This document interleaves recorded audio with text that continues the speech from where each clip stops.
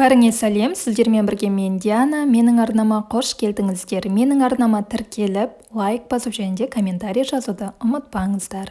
Бүгін көп адамның сүйікті асына айналған ерекше тағам дайындаймыз. Ол әрине манты. Менімен бірге соңына дейін болыңыздар. Ал бастайық. Бұл мантының бір ерекшелігі қамыры басқаша жасалынады және де өте дәмді болып шығады. Ең алдымен қамырын дайындаймыз. Ол үшін ыдысымызға үккіштен ұнымызды өткіземіз. Ұнымыз жоғары сорт болғаны дұрыс.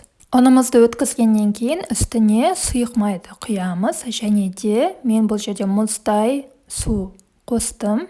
Оған бір ас қасық тұз салып араластырып аламыз. Ал енді суымызды ұнымыздың үстіне құямыз, бірақ бірден барлығын құйып шықпаңыздар. Аз-аздап құйып, қамырымызды қолмен илейміз және де керегінше суды құйып отырамыз. Біздің қамырымыз жұмсақ болмау керек, сәл қаттылау болғаны дұрыс. Негізі бұл қамырды илегенге сәл үлкенірек ыдыс алыңыздар. Менің ыдысым сәл кішкентай болып қалды. Енді осылай суды аз-аздап құйып шығамыз.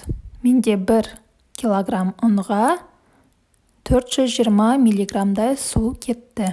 Егер де қамыр илеп жатқан ыдысыңыз кішірек болса, осылай дастарханның үстіне төгіп, осылай қолмен илеп шықсаңыздар болады. Және де барлық қамырымызды біріктіруіміз керек. Бұған сәл көбірек уақыт кетеді. Менде бір 10-15 минуттай уақыт кетті. Қамырымды толықтай илеп, қанғанынша. Қамырымыз сәл қаттылау болады. Ол қалыпты жағдай. Осылай қолмен жақсылап тұрып илеп аламыз. Міне біз қамырымызды 10-15 минутта иледік. Біздің қамырымыз бірікті.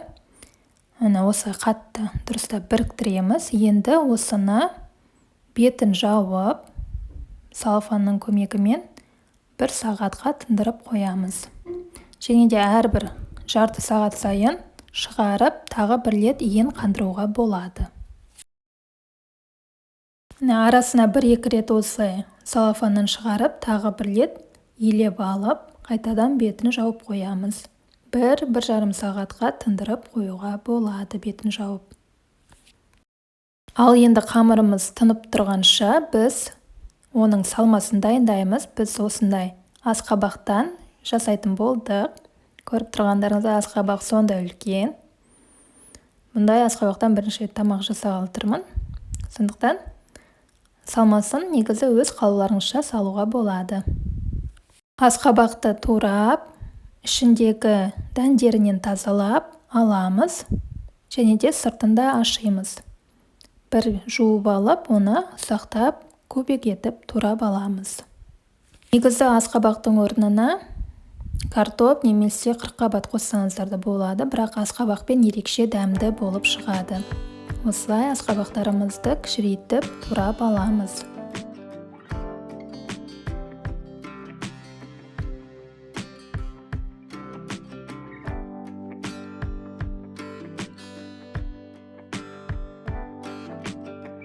Және де әрине пияз қосамыз. 2-3 пиязды қосып, оны да кішкентай етіп көбіктап турап аламыз.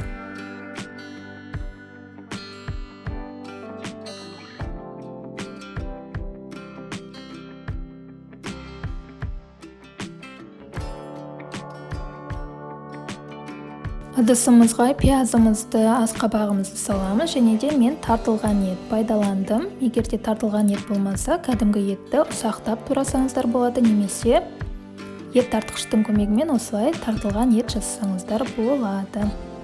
Тартылған етті саламыз және де үстіне өз қалауларыңызша дәмдеуіштер қосасыздар. Мен бұл жерде тұз, бұрыш және де паприка қостым. Және де сәл сұйық май немесе салқын судан кішкене қосуыңызға болады. Егер де салмасы сондай сочный дейді орысша, сондай болу үшін. Негізі бұл жерде асқабақ қосылған, сондықтан да бәрібірде сондай тәтті болып шығады. Ал енді осы салмасын қолмен араластырып аламыз. Негізі қолмен араластырған өте жақсы болып шығады. Барлығы барлық дәмдеуіштер бір-біріне сіңіп, өте дәмді болып шығады. Қасықтан гөрі осылай қолмен араластырған жөн.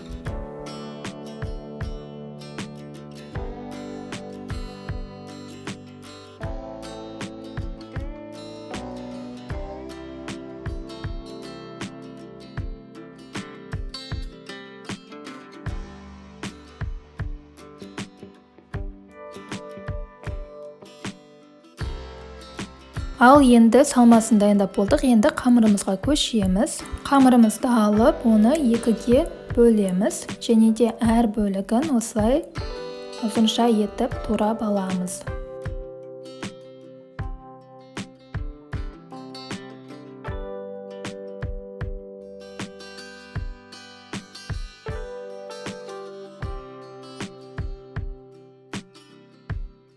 Әр ұзыншаны турап, осылай қолмен орап аламыз және де кішкентай бөліктерге бөлеміз. Домалақ етіп 1-20, әрбір қамырымыз 25 граммдай болуы керек. Мен бұл жерде көз мөлшерімен өлшедім.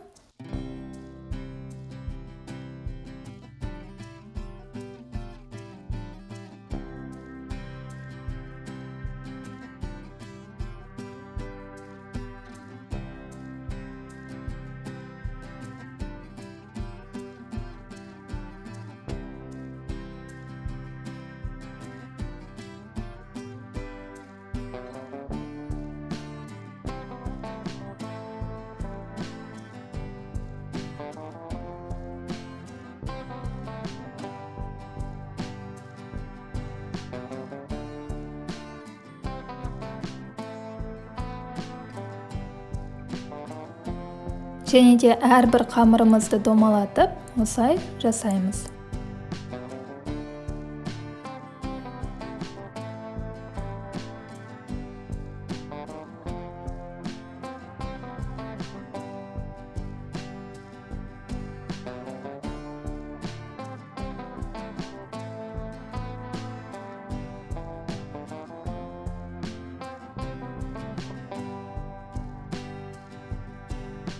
Ал енді мантымызды жасауға кірісеміз. Ол үшін әрбір домаланған қамырымызды оқтаумен жұмсақ жұқалап етіп жайып шығамыз.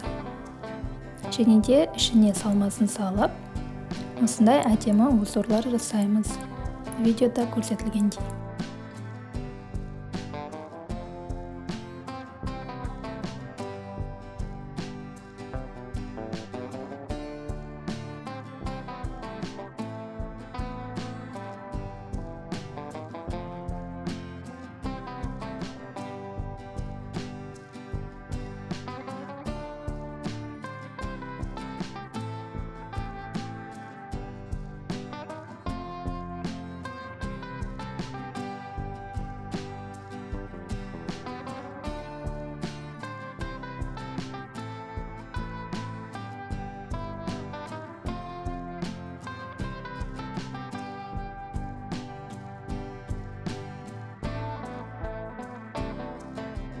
Осылай барлық мантымызды жасап шығамыз.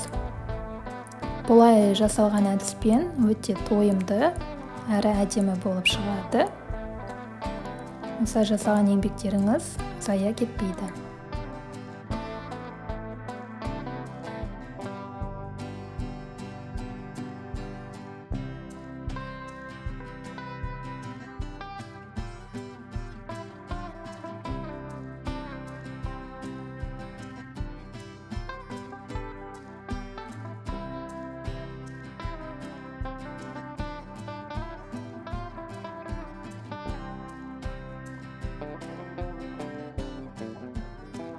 Ал енді мантварканың табасын майлап, мантымызды салып шығамыз.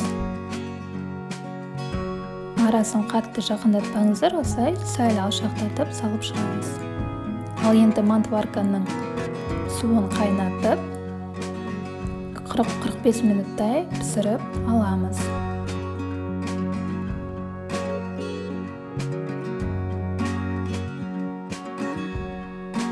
Осылай біздің мантымыз дайын болды. Үстіне кез келген өздеріңіз ұнайтын подлив жасасаңыздар болады. Мен жай ғана сары майды бетіне жағып шықтым және де сәл ғана паприка, қызыл бұрыштан септім.